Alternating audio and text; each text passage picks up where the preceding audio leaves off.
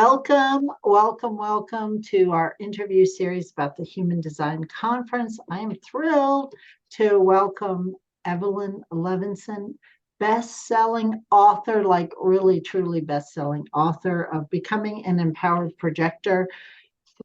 Evelyn, this book came out, it's been a while, and it continues to be a bestseller. We are thrilled as the publisher, you are thrilled as the author, and you're keynoting our Human Design Conference this year. So welcome. Thank you. So you've got three things going on at conference. I'm thrilled. The first thing is a very special workshop. It's a pre-conference workshop that goes into the 5 steps in this book, but in depth, so that any projector, whether you've read this book or not, and this is open to everyone, but really this is geared to projectors to really understanding yourself, understanding how to become empowered. Tell me what you're going to be teaching at that workshop. Right. Well, we're going to do quite a number of things. We're going to redefine empowerment. What does it mean to be empowered? Especially as a projector, what does that mean? We're going to redefine success. What does it mean to be successful as a projector? What are the components of that? And we're going to redefine sustainability, so that there is a new definition of projector sustainability. I know for me, one of the things that bothered me the most when I learned I was a projector was being told that I'm not sustainable. How am I supposed to function in life if I'm not sustainable? It was very disempowering. That's one of the reasons I wanted to write the book, was to help projectors have a different perspective on what it means to be a sustainable and successful projector. And I've defined 5 steps, and we're going to go through all 5 steps. And my intention with this workshop is to give those who are attending, particularly the projectors, an experience of applying and really embodying and integrating some of the key points from the book. So we're going to use material from the book, but we're going to go beyond the book to really integrate. It sounds amazing because you talk about sustainability, and feels like everybody's burned out. Not just projectors. So I am not a projector, but I will be there, and I'm sure I will learn a lot from you. Well, and the steps that I've identified for becoming an empowered projector, I think really apply to every type. It's not just the projectors. They're pretty universal steps. So the first step is to know who you are and why you are here. That's the baseline. The second step is to know how to function optimally. It's one thing to know who you are and why you're here, but then how do you make it happen in life? How do you navigate life in a way that works for you? Step 3 is to acknowledge and process your projector pain. Now, this is specific to projectors, but each type has their own challenges and their own pain.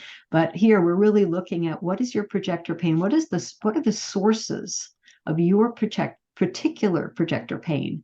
And we have to acknowledge those so that we know where they're coming from, so that we can begin to heal them. Which leads us into the 4th step, which is healing your projector wounds and restoring your wholeness.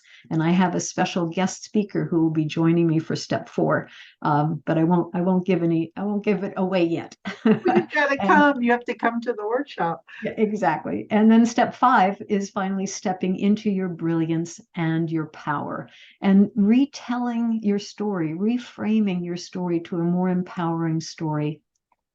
So those are the basic steps. Yeah, I love those. And, we all have a lot of projectors in our lives, right? The projectors are, I don't know, a large part of the population. I lost the number. About 20%, 20 to 21%. Yeah, so there's a lot of them in all our lives. And projectors often don't feel seen and heard. So healing those wounds, I know, whether it's true or not, right? It's just, we all have our own wounds. I have mine too, as a manifesting generator. So I'm excited for you to come help everyone really heal. Now, the next piece that's really exciting is your keynoting. And you're going to set the stage for us. Any particular intention that you're going to bring? Well, the main thing I want to do is create a safe space for all of us to have a wonderful experience at the workshop, at the conference, and to trust each other and honor each other, and create a space where we can all grow and learn and have fun together. So creating that space, creating that community is so important. And I have some things that I'll share in terms of how the different types interact with each other, how we're designed to interact, that I think will be really helpful for people. Fun. And then the last piece of goodness that you're bringing to us during the conference is about relationships. Yes. Is this projector oriented? Talk to me about. No, it's relationships. It's for everyone. It's how to navigate relationships in your life. And using human design, I presume. Yes, definitely in the context of human design. Yeah. Definitely. So we'll look at each of the types and the different characteristics that each of the types have, and how those characteristics play out in relationships, and how, as other types, we can interact with those types in ways that really support, honor, and respect those types. And then go ahead. No, please, yeah. Then I have a little extra at the end where we're going to look at some relationships that often get overlooked in life. Ooh. And you'll have to another attend teaser. Another teaser, so everybody has to come. I love that. If I remember correctly, because you and I've known each other, on and off for a lot of years now. Yes, true. You sort of got your start with projector relationships, or you've written a lot of material about relationships. Let's put it like that. How long have you been in the human design world? I first learned about human design in 2008. Wow. And I was listening to a teleclass. This was before Zoom and all of that. It was a teleclass, and it was a teleclass about EFT, the emotional freedom technique. And there were two people leading that teleclass, Brad Yates, who was big in that field, and a woman named Karen Curry. And there was something about the way Karen spoke, about what she knew about her understanding of human beings and how we function, that was just astonishing to me. I'd never heard anyone speak quite that way about people. She had a depth of wisdom and knowledge that really struck me. And so I went to her website, and there was a whole section on the website called Human Design. And it had not been mentioned at all in the teleclass. So this was completely new. And I'm reading this part of her website going, wow, that's really interesting. Wow, that's really cool. So I requested my chart.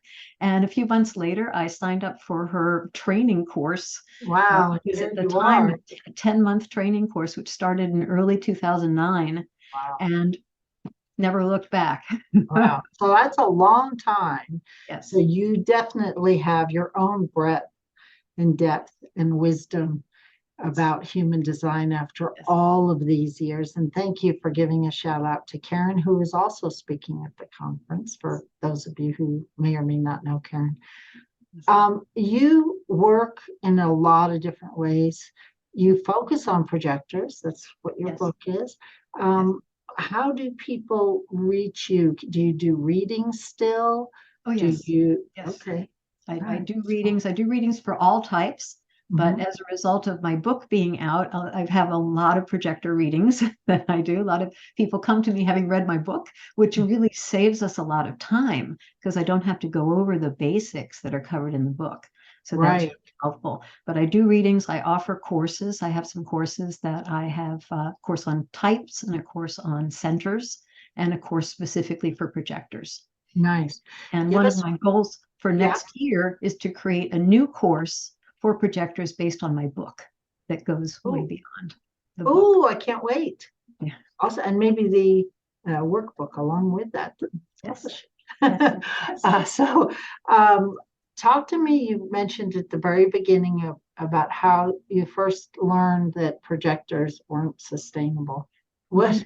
And that's obviously not true, because we all have to learn to sustain. What's one little tip you can give us, another little teaser about how projectors can sustain? Or is it different for everybody? Well, there's some basics that apply to all projectors, because we have an open sacral center, so we don't have that quote unquote sustainable energy, sacral energy that the manifesting generators and the generators have. It's a matter of paying attention to your projector energy and honoring that energy and not comparing yourself to others and not trying to keep up with others and allowing yourself to be who you are and to function in the way that's correct for you and figure out how you can be sustainable. And some projectors are no motors projectors, and some projectors are 3 motors projectors, and everything in between. So every projector has their own, experience of and take on what that is for them. But with the greater understanding of how we're wired as projectors and how we're designed to fit into the overall bigger picture, then we can begin to see a path for ourselves of, okay, how do I get to be sustainable for me personally? Nice, nice. So you can find out more at humandesignconference.com. Please come to Evelyn's pre-workshop, her keynote, and then her workshop on relationships. I can't wait to learn from you. This is going to be great for everyone, especially projectors. If you don't have the book, you can order it from the website, Grace Point Publishing, and you can pick it up, or you can just go to Amazon and get it. And thank you so much for being here today. Thank you. I'm thrilled about the conference, and I can't wait to welcome everyone there who are there in person as well as those who are joining us online.